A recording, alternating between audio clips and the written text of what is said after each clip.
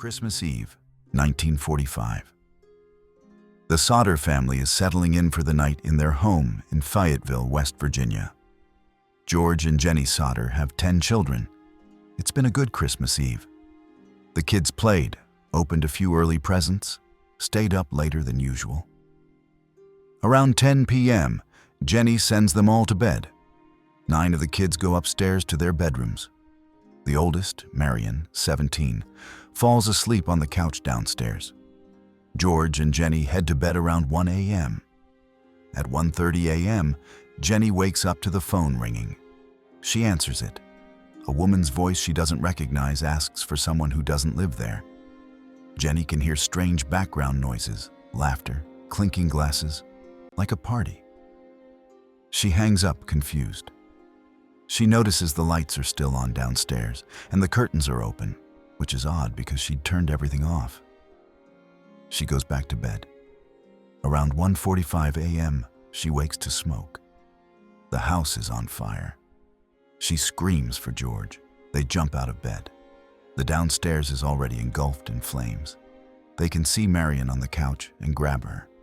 They run outside yelling for the other children. 4 of the kids make it out. John, 23, George Jr., 16, Marion, 17, and Sylvia, 2. They're safe. But 5 children are still upstairs.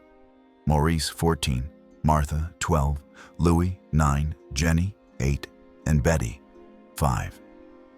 They're trapped in the second-floor bedrooms. George tries to go back inside, but the stairs are already engulfed in flames. He can't get up there. He runs outside to get a ladder they keep against the house. The ladder is gone. It's always there, but tonight it's not. He tries to move one of their 2 coal trucks to climb up to the second-floor windows. Neither truck will start. Both trucks worked perfectly fine earlier that day. George is screaming, desperate. The children upstairs aren't making any noise. No screaming, no crying, nothing. The house is burning, but there's complete silence from the second floor. Neighbors see the fire. Someone finally calls the fire department. But here's where it gets weird. The fire chief, who lives just 2.5 miles away, doesn't get the call until 8 a.m. the next morning. 8 in the morning. The fire started around 1:45 a.m. The fire department shows up 7 hours later. By then, the house has completely burned to the ground. It's just ashes and debris. The fire department and police tell the Sodders that their 5 children died in the fire. George and Jennie are devastated, destroyed. But they want to see their children's remains. They want to bury them properly. The authorities tell them the fire was so intense it completely cremated the bodies. There's nothing left. Not even bone fragments. George doesn't believe it. He knows fire. He worked with fire, dealt with coal and burning his whole life. A house fire doesn't burn hot enough to completely cremate human remains. Crematoriums burn at 1,400 to 1,800 degrees Fahrenheit for 2 to 3 hours to cremate a body. And even then bones remain that have to be ground up. A house fire doesn't reach those temperatures, and the fire at their house had burned out within 45 minutes, according to witnesses. George hires a private investigator to sift through the ashes. If 5 children died in that fire, there should be something. Bone fragments, teeth, something. They find nothing. Not a single trace of any human remains. The investigator does find some strange things, though. He finds what appears to be electrical fuses in the debris. But the Sodder house didn't have electrical fuses. It was wired differently. Where did they come from? 2 weeks later, George finds a strange object in the debris. He takes it to the Smithsonian Institution for analysis. They identify it as a beef liver. Someone had planted a beef liver in the ashes of his house. Why? Was someone trying to make it seem like there were remains? Was it a sick joke? The state fire marshal rules the fire was caused by faulty wiring. but an electrician had inspected the house just months before and said the wiring was perfect. George had updated everything recently. The fire marshal also says the fire was so intense it cremated the children. George knows this is impossible. He keeps asking questions, keeps pushing. The authorities get annoyed with him, tell him to accept his loss and move on. Then the stories start coming in. A woman who drove past the house around 1 a.m. before the fire started saw a man trying to throw something onto the roof. A bus driver said he saw fire on the roof around 12:30 a.m., but the family didn't notice the fire until 1:45 a.m. If the roof was already on fire at 12:30, why didn't anyone inside smell smoke until over an hour later? A local crematorium owner tells George that his fire could not have cremated those children. It's physically impossible. A man who worked for the telephone company comes forward and says he was told to cut the Sodders' phone line that night. He refused. But someone did cut it. The phone line was severed. That's why no one could call the fire department right away. The Sodders start hearing rumors around town. Someone saw the 5 missing children in a car heading out of town the night of the fire. Someone else saw them at a diner 2 days later. A woman in Charleston, West Virginia, about 50 miles away, says she saw 4 of the children with an Italian-looking woman and man at a hotel a week after the fire. She's certain it was them. George Sodder had enemies. He was an Italian immigrant who was very vocal against Mussolini during World War II. This made some people in town, particularly other Italian immigrants who supported Mussolini, very angry with him. George received threats. One man told him his house would be burned and his children would be destroyed for his outspoken views. George dismissed it as empty talk. But now he's not so sure. 2 months after the fire, a woman visiting the Sodders sees a photo of the children and recognizes them. She says she saw them in a motel in Charleston with 2 men and 2 women.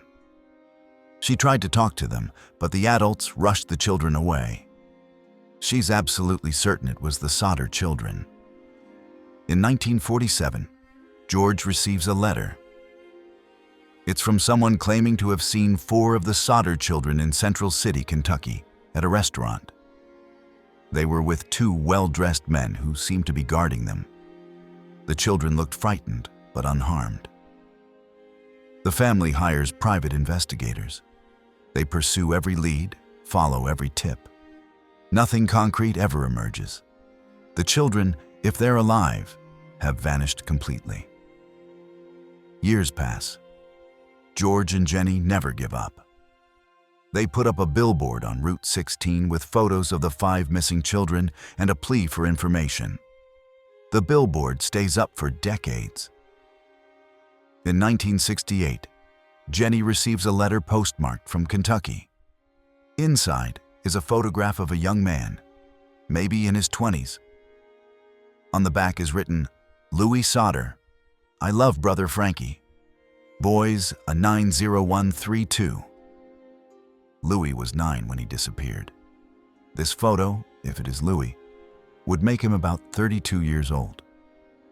The age matches. Jennie is convinced it's her son. She tries to trace the letter.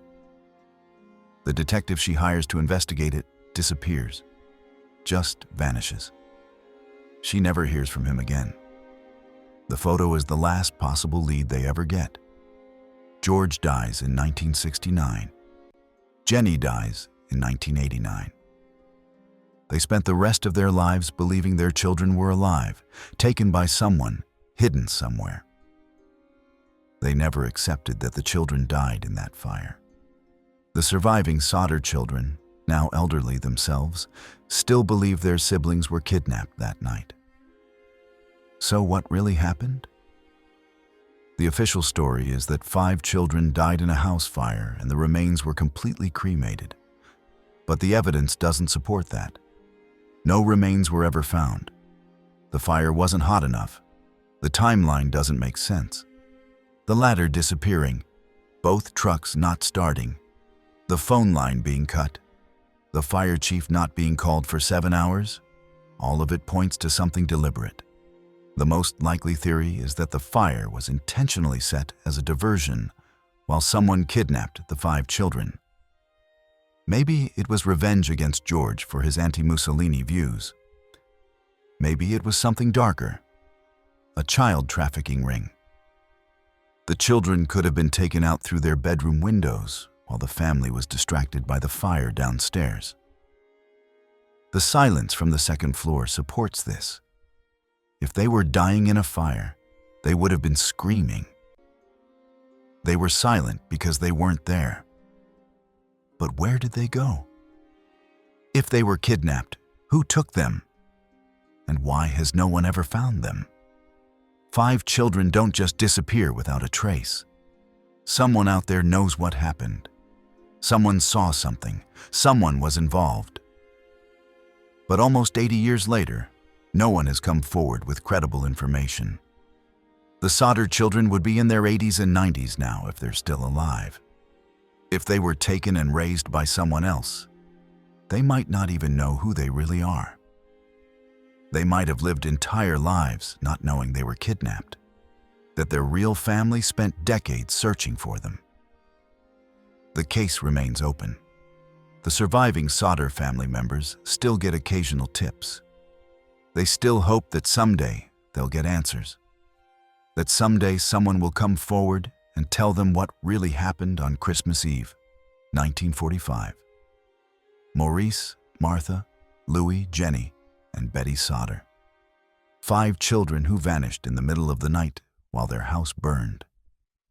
Either they died in a fire that left no trace of their bodies, or they were taken and hidden so well that 8 decades of searching hasn't found them.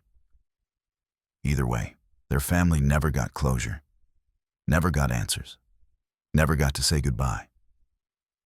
The billboard is gone now, taken down in the 1980s. But the mystery remains, and somewhere, maybe, someone knows the truth.